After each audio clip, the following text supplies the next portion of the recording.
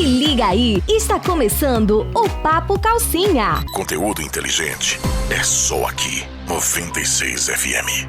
Papo Calcinha. Bom dia, bom dia, bom dia. Hoje, sexta-feira, estamos aqui com um desfalque, mas estamos firmes e fortes, né, Wesley? Bom dia. Bom dia, sexta-feira.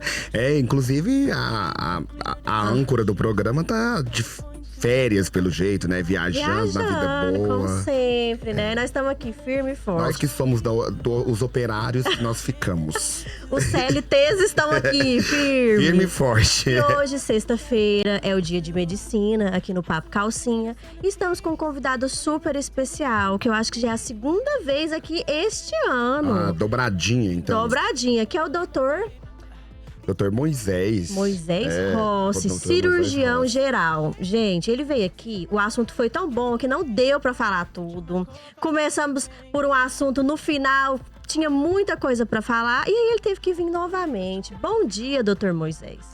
Bom dia. É uma satisfação sempre muito grande poder estar nesse programa, que é um programa que sempre fala de grande repercussão hoje na cidade.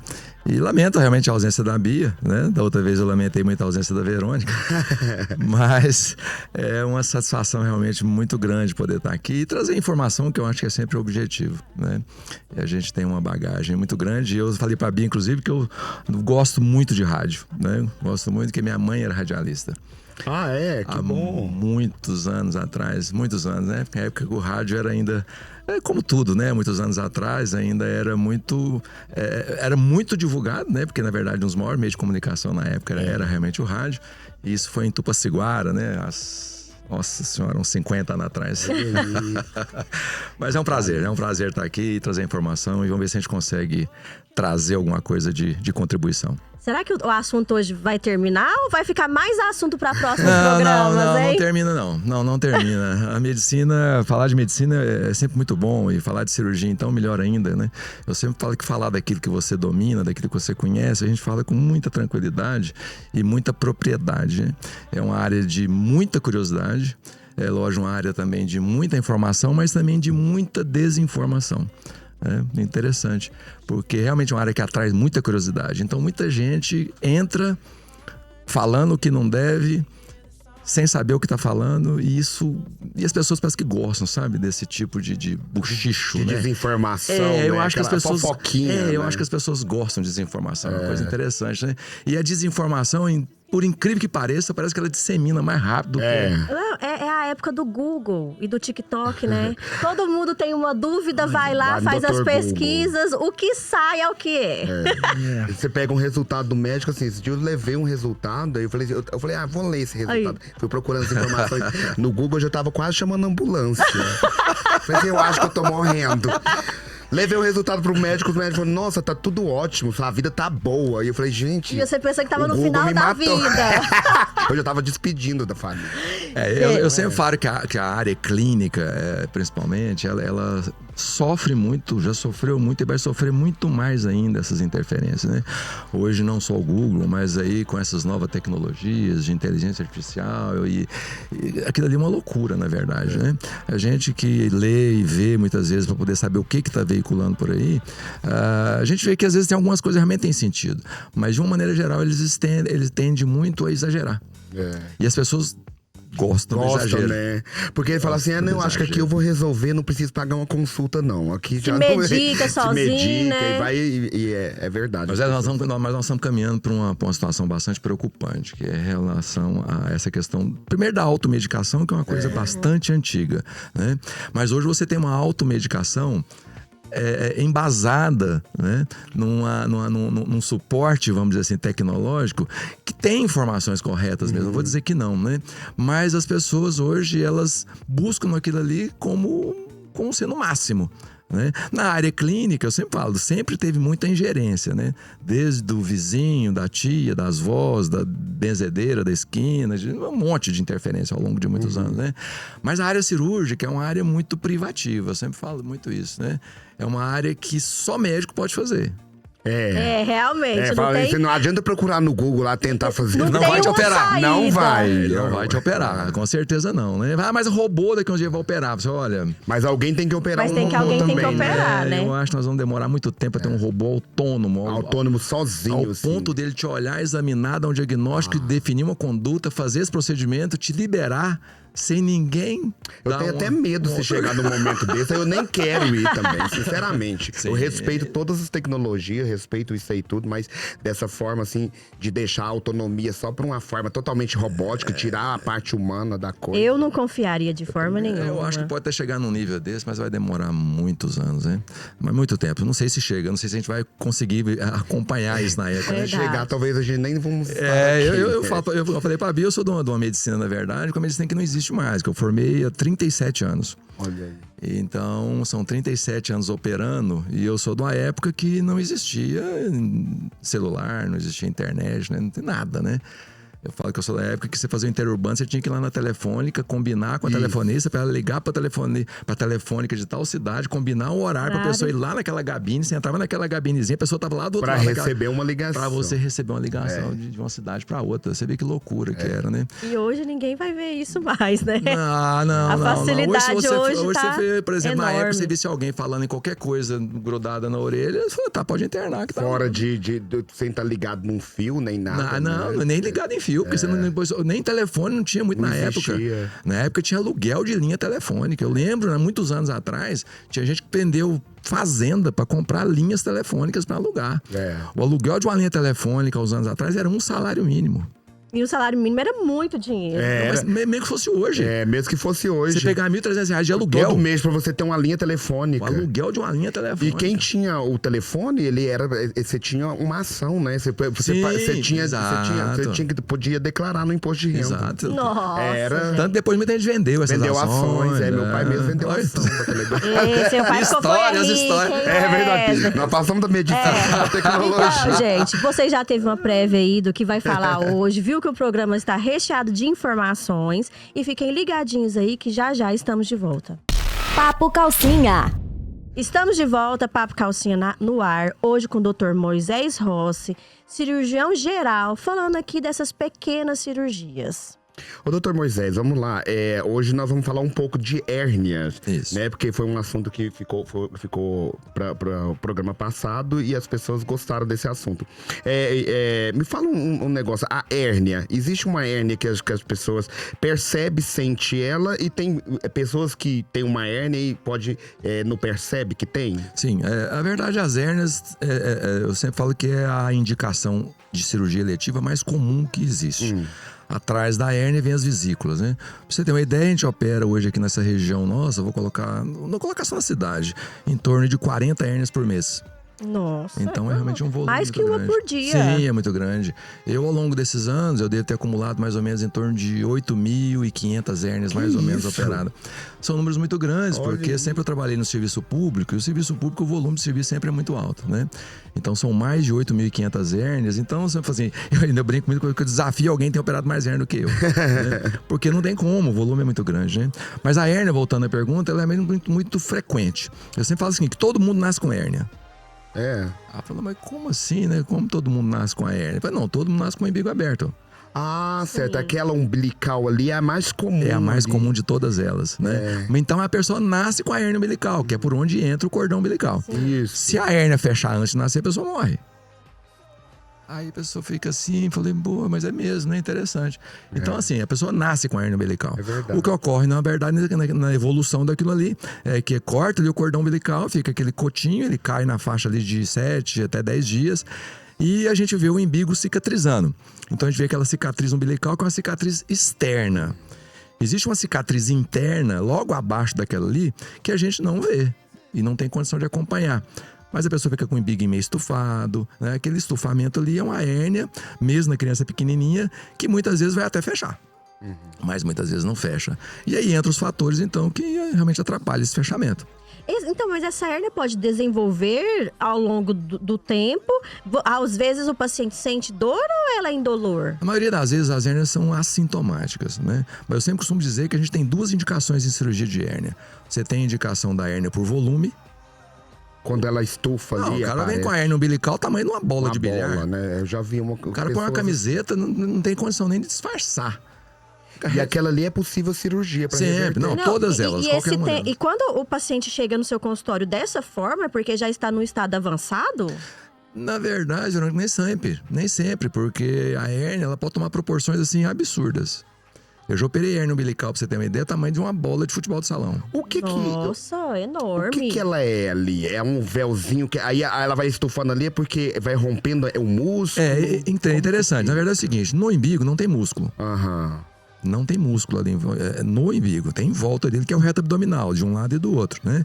O que a gente tem ali é uma face, uma aponeurose, que na verdade junta um músculo com o outro, né? E existe uma separação, o reto abdominal ele não é emendado um com o outro, ele já nasce separado. Isso dá um nome hoje que ficou muito comum de ser colocado em ultrassom, que antigamente eles não colocavam, que chama de diástase. O que é diástase? Diástase nada mais é do que o distanciamento dos músculos reto-abdominais. Só que todo mundo nasce com isso. Ah, mas qual que é o valor, qual que é o tamanho normal da diástase? Em torno de 1,5 cm. Isso é o normal, certo? A pessoa, mas eu me deu com 4 centímetros porque eu fiquei grávida e depois nunca voltou, ou porque eu engordei, agora emagreci e nunca voltou, ou porque eu engordei e ainda tô gorda e tem essa diástase. Tem que operar a diástase? Normalmente não. A diástase não é uma hérnia, isso sempre existe essa confusão. Não, porque quando eu deito que eu vou levantar, faz um lombo aqui pra cima do meu umbigo, assim, ó, aquele cucuruto, assim, o povo fala, pra cima do meu umbigo, e isso aqui dói, né? Eu falei, olha, isso aí não costuma doer, não deve ser diástase, é outra coisa que tá doendo, pode ser uma dor muscular, mas a diástase não dói, né? Então ela não tem indicação cirúrgica formal por não ser uma doença. Então é detectada a maioria das vezes por ultrassonografia ou não? O exame clínico ele é fundamental em todas as situações, né? Então tem pessoa, por exemplo, eu nem gosto muito de viajar, ir pros lugares, praias ou piscina, que eu fico lá, minha esposa fica vendo e fala, ó, que lá tem uma hérnia. Eu falo, mesmo, né? Você já observa Olha o umbigo daquela pessoa lá. Eu falei, mas não, aqui é um umbigo daquele jeito mesmo. Eu falei, não, aqui tem uma hérnia. Eu falei, será? Ah, não. É uma Então hérnia. o senhor vai no clube e já tá olhando, hein? Se eu ver o doutor Moisés no Olha clube, aí, eu vou Olhando o sair umbigo de correndo. todo mundo. Olha, já vou colocar uma faixa aqui pro Dr. Moisés, vai descobrir que tem hérnia. Vamos tampar o umbigo. Mas o umbigo, mas a hérnia umbilical realmente é bastante frequente. Mas voltando à questão da hérnia, as pessoas nascem com hérnia.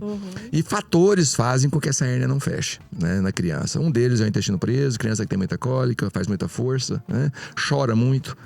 Então essa força dentro do abdômen para fora, pela lógica, a gente vai entender vai dar uma que dificulta o fechamento. Ah, sim, faz uma pressão. Fica uma pressão de dentro para fora e dificulta com que o umbigo feche totalmente. O que a gente tem hoje de estatística é bem interessante. Você pegar, por exemplo, pegar 100 pessoas, por exemplo, aqui agora, qualquer idade, metade delas tem o umbigo aberto. E às vezes ele não tá estufado, Não mas tem tá nada, aberto, não mas tem tá- nada, é aberto. Você vai lá, faz ultrassom, você tem uma hérnia de 3 milímetros. Aí você 5 fala, milímetros, nunca 7 que eu milímetros. sabia. Você fala, não, mas eu não sinto nada. Não, mas tem quanto tempo que eu tenho isso aqui? Desde que você nasceu. Olha aí. Nunca fechou. Fala, meu Deus do céu, isso é perigoso? Porque entra a questão dos perigos das hérnias, né? sim, Que é uma porque- outra área bastante interessante. Mas de qualquer forma é o seguinte: troca o tratamento de hérnia, cirurgia. Mas aí vem a grande pergunta: tem que operar? Ah. Essa é a resposta decisiva que a gente tem que definir. E a operação, ela vem do quê? De uma decisão do paciente falar assim, que isso incomoda, que isso acontece alguma Isso. coisa? Ou existe algum risco? Não, se então- não Alguma operar? inflamação. Isso, aí entra então nas duas indicações que eu comentei, mais frequentes. Primeiro, volume. O cara vem com a hérnia pra mim, uma hérnia tamanho de uma bola de ping-pong, por exemplo, que não é uma hérnia tão grande, né? Ou um umbigo um pouquinho estufado, doutor, esse aqui nunca voltou pra trás. Ele fica sempre pra fora desse jeito, sempre esse carocinho do lado, o meu umbigo um pouquinho estufado, mas é normal, Eu nunca senti nada. A pessoa fala assim, é normal. Eu falei, não é normal. A hérnia nunca é normal, ela não é exatamente uma doença. Eu sempre falo que a hérnia não é doença, a hérnia é um defeito. No caso, é um defeito de fechamento quando é na hérnia umbilical, né? E se a hérnia tá o tempo todo pra fora, e o que pode sair? Você me perguntou aquela hora, questão de véu. Esse negócio de véu é um nome que todo mundo conhece, né? Só que na anatomia não existe. Não Não existe. Fala... O véu não existe. Não, com esse nome não. Ah, né? É outro nome. É outro nome, né? Ah, mas na verdade, é porque assim, entende-se como um véu. Porque existe uma confusão entre o véu. O que é o véu? O véu é alguma coisa que você for ver, é alguma coisa que forra, né? Ele é parece uma renda. Isso, então ele tem o abdômen existe pela parte de dentro dele um forramento, vamos dizer assim, né? Um saco, vamos dizer assim, de envolto, que envolve todas as estruturas, chamado peritônio, né? Então o véu, na verdade, é o peritônio. O que existe de confusão, muitas vezes, quando a pessoa chama de redanho. Que é o que cobre cobre a parte intestinal. Que é tipo uma cortina de gordura. Né? Essa cortina de gordura, o nome dela é epíplon. Olha pra você ver que... É porque a gente vê lá, fala assim, vai lá, mata um porco, uma vaca e vê que é mais ou menos a gente é quase igual. Então o véu é a capa. Certo? Ela reveste toda a parede abdominal e o redanho é essa gordura, né? Que nada mais é do que o epíplon, que é um tecido de defesa, na verdade, né? Que é uma cortina de gordura que desce por cima dos intestinos, assim, ó, né? O que pode sair, então, através da cicatriz umbilical? O véu, não, o véu ele vem porque ele vem junto, né? Ele vem forrando, vamos dizer assim. Quando ele sai para fora, que ele vem forrando aquela hérnia, isso é chamado de saco herniário. E esse saco herniário, na verdade, é feito por esse véu, pelo peritônio, né? Dentro desse saco herniário é que eu posso ter algumas estruturas. Uma delas, que é a mais comum, é o epíplon. Então, seria essa gordura de dentro do abdômen que sai por dentro do orifício herniário e pode ficar, inclusive, presa e não voltar. Como ela está presa, o sinônimo de preso é encarcerado, não é isso? Né? Aí realmente o nome bate, né? Porque a hérnia, ela tem o nome, então, de uma hérnia encarcerada. Ela está presa, ela não volta. Mas a hérnia encarcerada, então, é uma urgência? Não. Tem muita hérnia encarcerada e há mais de 20, 30 anos encarcerada. Nunca deu problema. Mas vamos voltar na indicação de novo. Então, a indicação é hérnias mais volumosas. Por que ela é volumosa? Ela pode estar encarcerada ou não. Ela pode estar saindo e voltando toda hora. Mas na maioria das vezes, na hérnia umbilical, esse encarceramento ele fica meio crônico, ele fica definitivo. A hérnia, esse conteúdo herniário, ele sai, ele prega ali no peritônio, no saco herniário e não volta para trás mais, né? Qual que é o risco disso? Machucar. Ah, sim, machucar. Você deita em cima, leva um chute, um murro, um trem e tal, e pode machucar. E machucando, você pode deitar em cima, pode deitar às vezes no lugar, sem dúvida, ele pode inflamar. E aí, inflamando, a pessoa vem. Aí sente dor, sim. aí começa. Aí já tá urgente. Aí ele vem, doutor, olha, eu tenho essa hérnia aqui há muito tempo, eu não sei o que tá acontecendo agora, parece que vai estourar. Que é outra pergunta que existe demais. Então, essa dor, essa inflamação e dor, ela é causada junto com febre, com algum outro sintoma? Olha, na verdade, é muito difícil você ter uma hérnia inflamada ao ponto dela na febre. Primeiro que é muito difícil você ter uma hérnia que ela infeccione. É raro. Você pegar pelo volume de hérnia umbilical que a gente tem, eu posso dizer que eu vejo mais ou menos aí durante o ano umas 5, 6, talvez no máximo 10 hérnias umbilicais vermelhas, sabe? Inflamadas, doloridas, que inchou de 2 dias pra cá, que não tá conseguindo nem colocar a mão. Você olha assim, tá aquele umbigo vermelho, né? Você fala, nossa, esse trem vai infeccionar e vai dar um efeito, vai vazar alguma coisa. Isso aí, vai pegar até dar pus esse negócio, né? Isso é uma situação bastante incomum, certo? Só que isso causa muita confusão, que eu estava te falando, que uma das grandes perguntas que a gente tem no consultório é, doutor, eu tô vendo que a minha hérnia tá me ganhando, eu tô com medo dela de estourar. Não é perigoso estourar? Porque eu queria deixar para operar o ano que vem, mas me falaram que é perigoso estourar. E eu sempre falo o seguinte, olha, pergunta para quem te falou, eu não vou nem saber quem foi, mas pergunta onde que ele viu, ou quem falou para ele. Vai estourar. Não, que viu alguma hérnia estourar, e pede para tirar uma foto e manda para mim. Porque eu preciso ver. Então o senhor desafia o paciente. Uai, mas né? A pessoa já chega com informação ali toda definida. É porque eu pergunto, porque estourar. Porque quem falou isso, né? Porque estourar é um nome muito forte. Não é verdade? Se eu falar assim, não, vou estourar essa porta aqui. Como é que você estoura uma porta? Você manda o pé e quebra tudo, não é verdade? Eu fico imaginando caindo tudo, todos caindo pro lado de fora ali, né? Você fica já imaginando um filme de terror.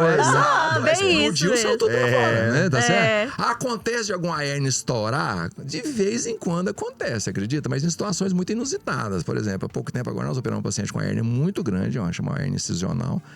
E ela teve uma feridinha, uma machucadinha na pele assim, e aquilo foi aprofundando e acabou saindo um conteúdo de dentro do abdômen na hérnia. Eu falei, olha, essa situação a gente chama de evisceramento. Então ela teve um evisceramento, não muito grande, mas teve. E como uma hérnia muito grande, uma situação de contaminação, porque tinha saído para fora, nós simplesmente tiramos aquele pedacinho, colocamos para trás e fechamos a hérnia. Sem mexer. Sem mexer na hérnia por mesmo, dentro. que era uma hérnia gigante. Uma hérnia maior do que uma bola de futebol, pra você ter uma ideia. A pessoa convive assim. Você não tem noção. É maior do que você tá imaginando. Né? A pessoa tira, chega e emagrece. Eu vou tirar uma hérnia desse tamanho. Não, e o ideal é até emagrecer mesmo. Ela se for fica até mais mesmo. bonita, né? Sim. Mas aí o que aconteceu? Tipo assim, nós fechamos essa hérnia e ela, como a parede do abdômen dela tá muito frágil, é um paciente que tossia muito e tal, deram alta pra ela. Eu não acompanhei essa alta, até falei que era pra ter esperado um pouco, mas deu alta pra ela, tava bem. No terceiro dia que ela tava em casa, os pontos abriram. Aí ela eviscerou com força mesmo. Aí saiu, foi tudo. Aí chegou lá no hospital segurando com a toalha, intestino que saiu pra fora e tudo. O senhor tá brincando. Que louco. Mas é uma situação rara.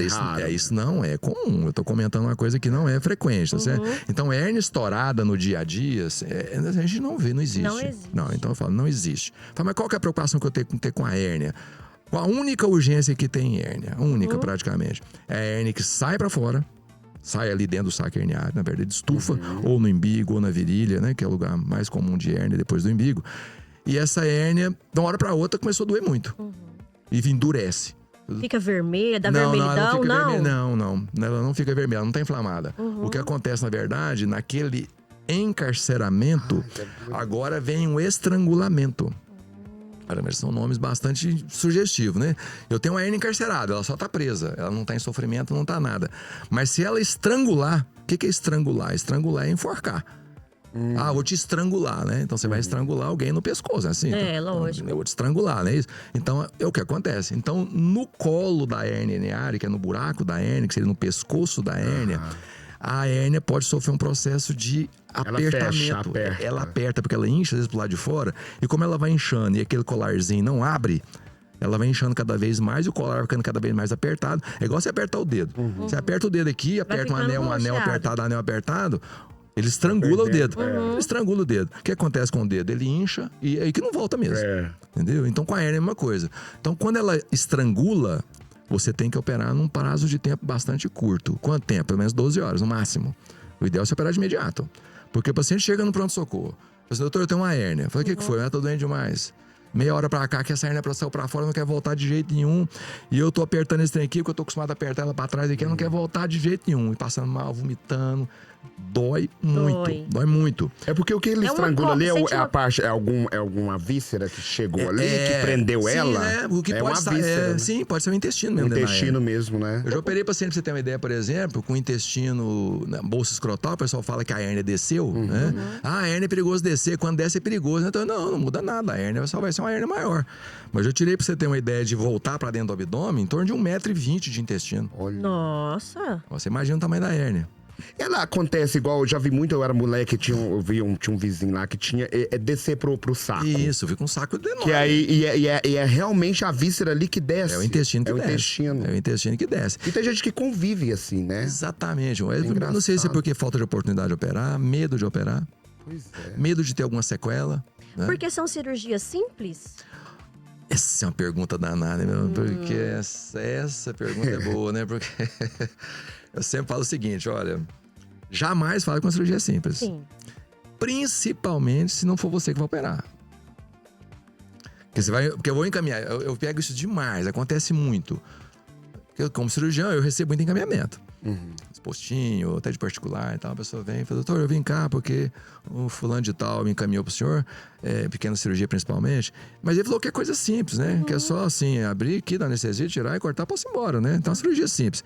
Eu falei, quem que é que te indicou mesmo? É a fulano de tal. Você tem o telefone dele? Eu falei, não tem, não. Eu vou chamar ele pra fazer, porque ele falou que é simples. O senhor é dos meus, porque o paciente... É fácil falar pra simples, sendo que não é você que faz, né? Muito fácil. É simples demais, não vou Nada fazer. É simples. Então chama ele lá, fala pra ele fazer, já que é simples. Acontece muito isso no meu consultório, com as cirurgias de extração, de dentárias, e os pacientes, não, mas isso aqui é simples, eu posso ir trabalhar hoje? Pode, É 50% a minha parte, 50% a sua. A minha eu tô fazendo aqui, a sua. O grande problema de falar simples é o seguinte, porque quando você fala simples, muitas vezes, o que o colega pensa? Vamos falar o colega mesmo, que ele muitas vezes que fala isso, né? Ele quer muitas vezes trazer um certo conforto pro paciente. Às vezes quer tranquilizar encorajar o paciente. Não, quer dizer, vai que é coisa simples, entendeu? Não precisa ficar com medo, não, né? Só que o paciente, ele confia muito nisso. Ele fica, na verdade, doido para poder ter alguma coisa que dê esperança para ele de que seja uma coisa que não oferece tanto risco. E ele vai confiante que é uma coisa simples, né? Beleza. Ele vai lá, tira uma pintinha, dá um pontinho, 2 pontinhos e tal, beleza, foi pra casa. Passou ali uns 4, 5 dias, nem tá tudo vermelho, inchado, a mão grande, dando febre, deu uma íngua debaixo do braço. Deu um repouso. Ele falou, meu Deus do céu, o que aconteceu? Disse que era um negócio simples. Será que esse médico fez um trem errado na minha mão? Aí já começa. Olha a dedução das coisas. Uma coisa puxa a outra. Como era simples, e agora já não tá simples mais... Aconteceu alguma coisa. Alguém errou. E é o médico que é o culpado. O cirurgião que fez lá, ou deixou um negócio aqui pra trás na minha mão, cortou um trem que não devia, porque o negócio era simples. Falou que era simples. Como é que agora tá desse jeito aqui minha mão? Aí, ó, isso é perigoso, é perder essa mão, viu? Aí vem, vem os vizinhos, né? Vem os vizinhos. Aí minha mãe perdeu a mão, foi desse jeito. Cada um tem uma história pra contar, assim, né? Não, e outra, era uma coisa simples. Era uma coisa simples. Quem que fez esse negócio da cirurgia na sua mão? Não, aí já vira o boca a boca, o nome do médico já tá na boca a boca, né? Você não tem ideia do problema, pra onde que vai. Então, assim, voltando à questão da urgência da hérnia, a única urgência, então, que tem nas hérnias é o chamado estrangulamento. O encarceramento não é urgência. Certo? Isso, dentro do próprio serviço de saúde, a gente tem dificuldade em relação a isso. Porque às vezes eu faço um pedido de uma cirurgia lá e coloco o paciente com a hérnia encarcerada, não sei o quê. As meninas me perguntam, doutor, mas isso aqui não é urgência? Entendeu? Então, se dentro do serviço de saúde já tem essa dificuldade, você imagina fora. Imagina fora a pessoa comum ali do dia a dia. Meu Deus do céu. Então, por isso que eu te falo, é muita desinformação. Muita mesmo, né? Mas, de qualquer forma, é o seguinte, não existe hérnia estourada, certo? E a urgência é o estrangulamento. Como que eu sei que vai estrangular? Dor. Muita dor. Não é pouco. É uma dor, por exemplo, cólica? É uma dor insuportável, é uma dor isquêmica, uma dor de infarto. Pra quem infartou, mais ou menos, né? Ou já teve alguém que infartou, já viu? Que fala que é uma das piores dores que tem. Mas a pior dor que tem é a chamada dor isquêmica, que é a dor do infarto. Que, na verdade, o que acontece no infarto é uma obstrução de uma coronária. E ela não passa oxigênio para aquela região para onde precisa ir. Aquela região, ela dá um sinal muito forte de que ela está em sofrimento por falta de oxigênio em quantidade adequada, né? Então, essa chamada dor isquêmica, ela pode acontecer em qualquer lugar. Certo? Ela pode acontecer no coração, ela pode acontecer na perna, nas chamadas tromboses arteriais, né? Principalmente dentro do intestino, nas chamadas tromboses intestinais. Isso provoca muita dor. Então o paciente, ele vai mesmo. Ele não fica lá, vou tomar um chazinho que vai melhorar. O cara tá passando mal pra caramba. Não melhora, não. Um paciente que ele chega... Peraí, vamos lá, porque senão não vamos... Gente, nós já emendou um bloco aqui no outro. Depois vai dar problema. Vamos passar uma musiquinha dos nossos ouvintes. Eu já tava até preocupado. Falei assim, gente, e agora, né? Nós vamos emendar, né? Porque o assunto é bom. Então, gente, fiquem ligadinhos aí. Pelo jeito, vamos ter que marcar o Dr. Moisés mais uma vez. Porque o assunto não vai terminar aqui. Então, fiquem ligadinhos que já estamos de volta. Papo Calcinha. Estamos de volta, Papo Calcinha no ar. Eu cortei o Wesley aqui, gente, porque a gente tá conversando tanto que não tava dando tempo de entrar no intervalo. Então pode voltar com a sua pergunta, Wesley. Vamos lá.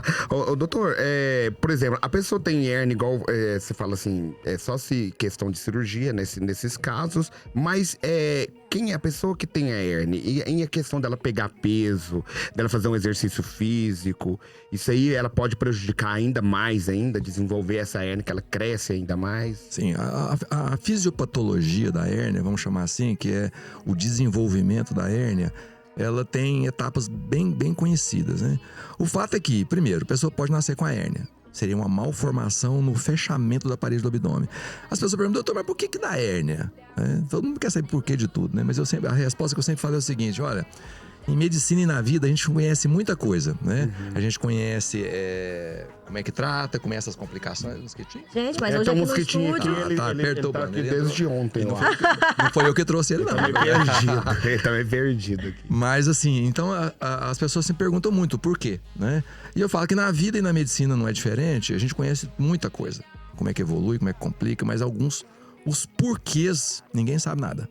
Por isso que menino, quando tá na idade dos porquês, dá vontade de bater. Porque você perguntar e perguntar e perguntar não sabe e nem o que perguntar. responde. Nem eu sei, meu filho. É porque eu quero e pronto. Né? Desse porque jeito. é assim. Então não tem como você saber por que de determinadas coisas, né? Mas assim, a gente sabe qual que é a fisiopatologia da coisa. Então, por exemplo, criança nasce com hérnias, pode nascer com hérnia inguinal? Pode nascer com hérnia inguinal. Eu tenho E é criança... comum, a gente ouve muito falar. Principalmente crianças prematuras, né? Essa incidência é um pouquinho maior, né? Mas então ela nasce com hérnia inguinal, você vê assim, não é porque ela tem pressão dentro do abdômen. Não, isso é um defeito de fechamento na parede do abdômen, então, né? Agora, a pessoa que nunca teve hérnia, ou que não sabia que tinha hérnia, por exemplo, tem uma hérnia umbilical ou uma abertura umbilical, vamos nem chamar de hérnia, ela tem uma abertura umbilical de 3 milímetros. O umbigo sempre chegou nesse ponto e nunca evoluiu mais do que isso. Desde quando nasceu, ele veio fechando e ficou em 3 milímetros. Nem sabia disso, né? Mas começou a fazer muita academia, começou a pegar muito peso. Aí começou a abrir. Ou engordar. Isso. A pressão na cicatriz umbilical para abrir é muito grande. Né? Porque, na verdade, se a gente for entender a lógica da coisa, o que acontece? O abdômen é uma caixa fechada, né? E, inclusive, não tem nem ar, né, dentro do abdômen, só dentro das alças intestinais. Então, quando você aperta o abdômen, ou você faz qualquer tipo de força, você aumenta a pressão dentro do abdômen, de dentro para fora. Né? Quando você aperta a barriga, você faz pressão apertando o abdômen, mas só que de dentro para fora a pressão aumenta. Né? Então, tudo que você faz para aumentar a pressão de dentro para fora, de uma certa forma, você força a parede abdominal.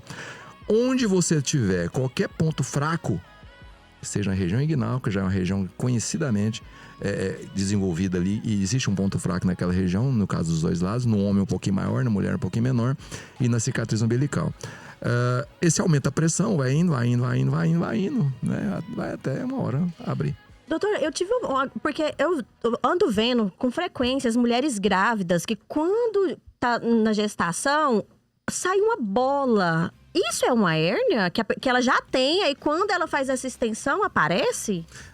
Quando você tem um estufamento da cicatriz umbilical, ou a gente chama de uma inversão da cicatriz umbilical, que é mais comum, a gente engravida, na maioria das vezes ela tem uma hérnia. Ela já tinha uma hérnia, né? E ali com a distensão da parede abdominal, né? Então aquele volume, ou esse epíplon, no caso, ele pode estar saindo para fora e fazendo esse aumento de volume. Só que às vezes a hérnia umbilical ela tem um colo um pouquinho maior, vamos por lá, 1,5 cm, 2 centímetros, aí ele entra e sai com facilidade, né? Agora, a grávida realmente são vítimas frequentes de hérnia umbilical. E elas têm que fazer essa cirurgia durante a gestação? Não há necessidade. Primeiro assim, eu te falei, a hérnia não é doença. Sim. Né? Não atrapalha em nada a vida dela. Ela pode tocar a vida dela normalmente, né? Mas aí se ela continuar for na academia, fazendo algum tipo de esforço, a hérnia pode aumentar. Sim, ela pode aumentar, mas eu acho que se privar de uma vida normal em função de uma coisa que não é doença, eu acho que não justifica, sabe? Talvez o malefício do não exercício seja pior do que aumentar a hérnia um pouquinho. Talvez a pessoa quer fazer mais também questão estética, né? Porque talvez se ela ficar ali estufada, aquela hérnia ali, tem muita gente que faz pra melhorar esteticamente. A gente entra às vezes aí naquela pergunta que a gente comentou no início, as duas indicações da hérnia, né? A indicação da hérnia que tem volume. Por quê? Porque de uma certa forma pode até não estar incomodando, mas pode dar problema. É lógico que é muito mais fácil uma pessoa que tem uma hérnia, que tem volume, de dar problema, de quê? De inflamar, de aumentar de tamanho, dela encarcerar, ou de ela estrangular, aliás, né? Do que a pessoa que não tem. Certo? Isso é fato, né? Não tem como a gente negar isso. Agora, você falou, tem hérnia? Tem. Como é que trata a hérnia? A hérnia é cirurgia. 100% das vezes? Sim, 100% das vezes. Mas aí vem a segunda pergunta, que é fundamental, que define a conduta. Tem que operar? Nós vamos ponderar algumas coisas. Né? Beleza, tem uma criança, por exemplo, que tem uma hérnia de 5 milímetros. Tem 2 anos de idade. Doutor, tem que operar agora? Eu falei, como que ele tá? Olha, ele vive reclamando dor na barriga e tal. Eu falei, olha, que dor na barriga em criança é muito complicado. Primeiro que é muito frequente. Pode ser várias coisas. A minha mesmo reclamava muito da intolerância à lactose. Entendeu? Cada dor que... Então tem que tomar cuidado, né? Porque as pessoas gostam de ter alguma coisa muito objetiva na mão. Então, por exemplo, eu vou lá, não, doutor, eu vim cá porque o médico lá pediu ultrassom, disse que ela tá com a hérnia no umbigo, por isso que tá doendo. Eu sabia que tinha alguma coisa. Ué, que tamanho que é a hernia dela? Meio centímetro. Falei, nossa, mas essa hernia será que tá doendo? Não, doutora, leva a mão no umbigo. Falei, mas será que é no umbigo mesmo, né? É uma situação bem delicada. Porque assim, Tem que ser um rastreamento muito grande, é difícil, então. porque a mãe fala assim, doutor, já fiz de tudo. Eu fiz tudo quanto é exame dessa menina, não achou nada. A única coisa que deu nos exames dela foi esse negócio aí no ultrassom. a hernia é engraçada, é assim, igual o senhor falou que todo mundo tem, eu tenho, mas eu imagino que é pequena, mas a sensação que tem, aonde incomoda, às vezes, quando você entra dentro da piscina, fica dentro da piscina, vai nadando, aí você sente aquela, é tipo uma dor cortante, assim, ela bem uma ponte agudinha. aguda. Isso, aí ela some. Ela né? pode, Ela dá só esse incômodo. Ela assim, pode né? dar vários tipos de desconforto, sabe? Assim, tem essa dor, às vezes, que às vezes dá um pinicãozinho e some, sabe? Às vezes ela pode dar Parece essa que entra dor um ar mesquinha, ali no lugar, é engraçado, né? Dá uma sensação que entrou alguma coisa. E ela, por exemplo, ela em tamanhos grandes, ela pode ter uma proporção maior, trazer umas outras complicações? Em relação à questão do volume, vai depender muito do que está dentro dela. Se eu tiver alça intestinal dentro desse conteúdo herniário, dentro desse saco herniário, um estrangulamento pode trazer consequências graves. Não é? Porque se tiver um estrangulamento de alça intestinal, muitas vezes uma cirurgia que era só para corrigir uma hérnia, é uma cirurgia agora de ressecção intestinal. Então é uma coisa que já se agravou. Você vê que a coisa começa a mudar, não é verdade? Mas se for essa gordura, por exemplo, esse píplon que estiver pro lado de fora e ele estiver estrangulado, eu posso tirar o pedaço dele e jogar fora e acabou. Entendeu? Mas alça intestinal não posso tirar e jogar fora. Eu tiro aquele pedaço, mas tem que emendar. Tem que emendar. Tem que e aí já não é uma cirurgia só de hérnia. Já, exatamente. Era uma cirurgia de hérnia, agora é uma cirurgia intestinal. Com um risco de complicação muito maior. Então é bom a pessoa que tem sempre estar acompanhando, perceber ali se a coisa tá ruim ou não. Na verdade, esse negócio é interessante. Quando acontece qualquer coisa próximo de você, e que serve de alerta, todo mundo fica desesperado pra resolver. Aí todo mundo já cai no meio. Não, eu vim cá, doutor, porque tem um vizinho meu lá, ele tava com a hérnia lá, disse que tem essa hérnia há mais de 30 anos. E disse que agora deu um problema nessa hérnia lá, disse que quase morreu. Disse que tá na UTI, operou lá e tá ruim. Disse que não tá bom, não. Tirou o pedaço do intestino. E agora quer tratar o... Disse que o intestino depois abriu, depois que ele fez a cirurgia, o intestino abriu dentro da barriga dele, precisou abrir de novo. Eu vim cá porque agora fiquei meio preocupado com esse negócio, né? Agora eu tô com essa hérnia que eu quero resolver esse trem, antes que dê problema. Então isso acontece muito, né? Então, lógico, é muito comum as complicações? Não, mas acontece, ninguém sabe com quem.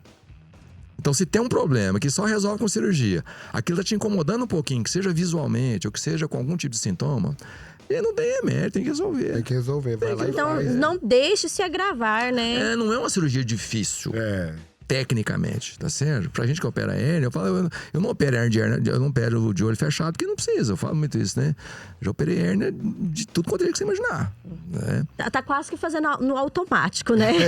Então é muita hérnia, eu opero hérnia toda semana, no mínimo 3 ou 4.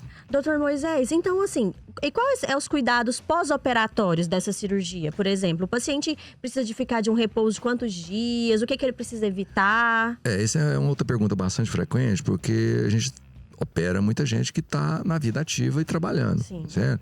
Eu falei, olha, o repouso é muito relativo, né? Vai depender muito da sua atividade diária, certo?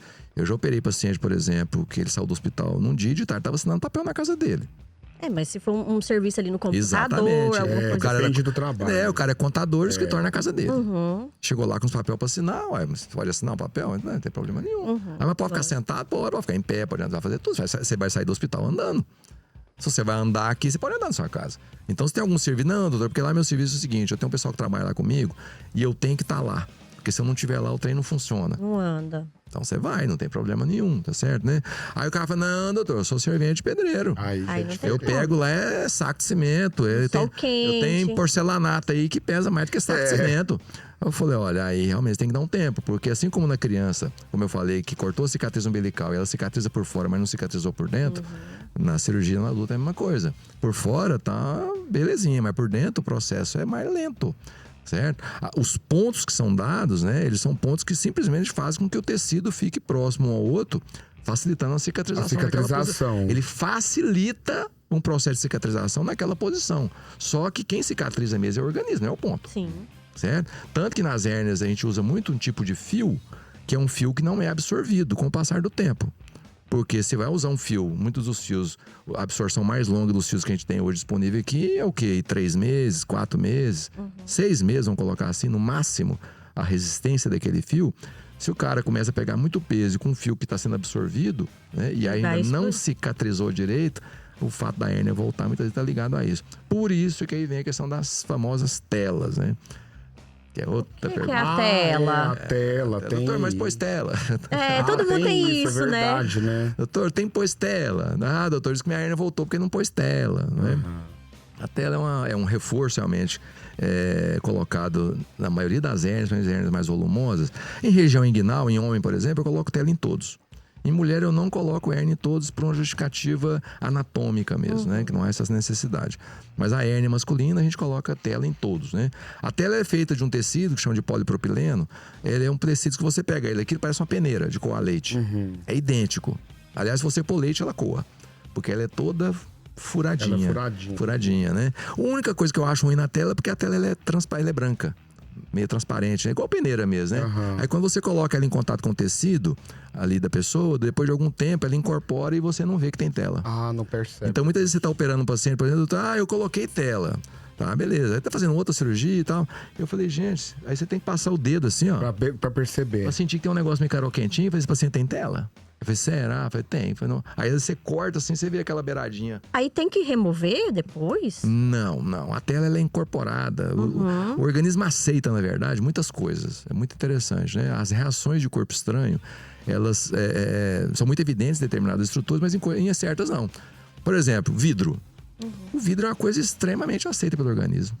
Encapsula depois ainda, né? Dependendo da região. Isola ali, fica ali. Eu já tirei vidro, por exemplo, na cabeça de gente assim, depois de 20 anos. Gente, verdade. Eu tô com vidro debaixo no pé, você acredita? Eu pisei. Agora eu Doutor passo o dedo Moisés, lá, eu tô fico achando que o senhor vai ter que levar o Wesley. Eu vou ficar lá Ele já só tirando caroço e vidro. Ele já relatou aqui, gente, Eu antes da gente tenho iniciar, hérnia que e tem o um caroço. aqui no braço. Agora ele tem um vidro, agora tem a hérnia. Leva ele pro senhor. Vai ter que fazer um combo, Eu vou ter que pegar né? uma combo, testada. né, de É bom que eu cirurgia. pegue uma testada.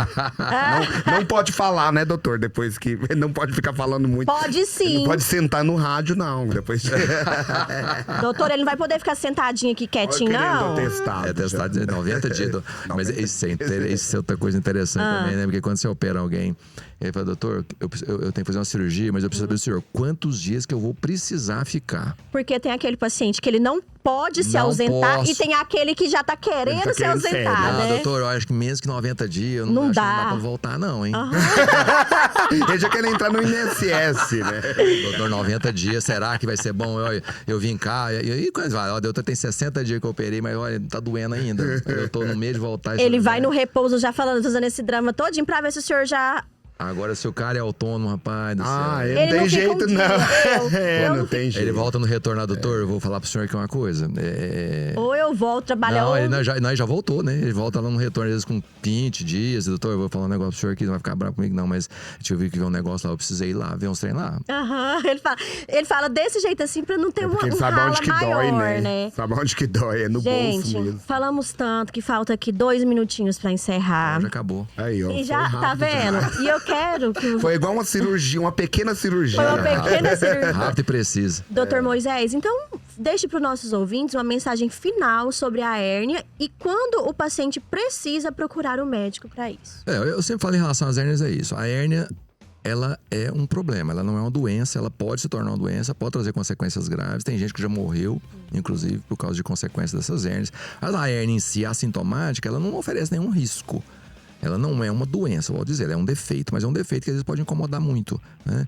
Então, se você tem uma hérnia, conhece alguém que tem, essa hérnia está incomodando, mesmo que seja pouco, não existe remédio para isso. Certo? O tratamento é cirúrgico, não é uma cirurgia muito difícil, não é uma cirurgia simples, certo? Vai incomodar? Vai. Tem que dar uma anestesia? Tem que internar? Tem. Né? Não dá para operar uma hérnia à distância. Né? Então a hérnia é feita com o paciente operado.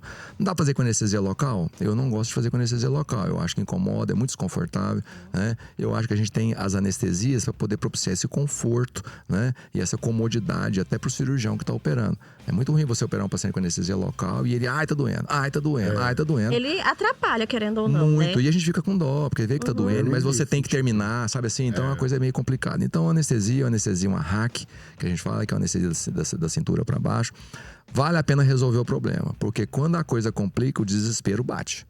né? E na hora do desespero, nem sempre você vai, às vezes, poder estar operando em melhores condições. Né? Às vezes pode estar com uma pressão descontrolada, um diabetes descontrolado, né? Pode estar muito acima do peso, quer dizer, tudo isso são coisas que você pode, às vezes, controlar quando você vai programar uma cirurgia. Você faz os exames que precisa. Então, existe toda uma preparação justamente para tentar minimizar as consequências danosas de um procedimento. Né? São inevitáveis? Grande parte sim, algumas não, né? Mas algumas coisas são evitáveis. Então tudo que a gente pode evitar, a gente evita. Agora, na hora da urgência, é igualzinho, o paciente perguntou outro dia, eu coloquei no meu Instagram, falei, olha, paciente com cabelo molhado, a cirurgia está suspensa. No Instagram tem isso lá, né? E aumentar. Se for cirurgia eletiva, se chegar com o cabelo molhado no centro cirúrgico, você pode voltar com o cabelo molhado, não pode operar, né? Ah, mas se for na urgência, se for na urgência, já opera a pessoa de qualquer jeito. Acabou de almoçar, não o cara tem levou um tiro no meio da como, rua, né? eu opero de qualquer jeito, entendeu, né? Então, assim, às vezes, as cirurgias eletivas são bem programadas. A gente tem centro especializado em pequenas cirurgias e hérnias, em parceria com o Hospital do Câncer, já há uns 2 anos, tem um volume de serviço realmente muito grande. Tem meu Instagram, né, que é @Dr. Moisés Rossi, ou então pequenas cirurgias você consegue encontrar também. E ali tem muita informação interessante, fala sobre hérnia, fala sobre pequena cirurgia, né? E é um prazer poder responder qualquer tipo de comentário, qualquer pergunta que às vezes tem. E eu acho que a gente tem para poder trazer informações corretas e combater um pouco dessa chamada desinformação. Gente, Olha então aí. estivemos aqui hoje com o doutor Moisés Rossi. Eu quero agradecer mais uma vez a presença dele. Falar que esse ano nós não vamos agendar ele novamente, que esse não dá ano já não mais, tem, que já né? essa agenda Não dá está mesmo. fechada. Mas eu tenho certeza que 2025 ele estará aqui com a gente, respondendo mais dúvidas sobre as pequenas cirurgias. Eu agradeço a todos e uma ótima sexta-feira a todos. Falou, gente. Tchau, tchau.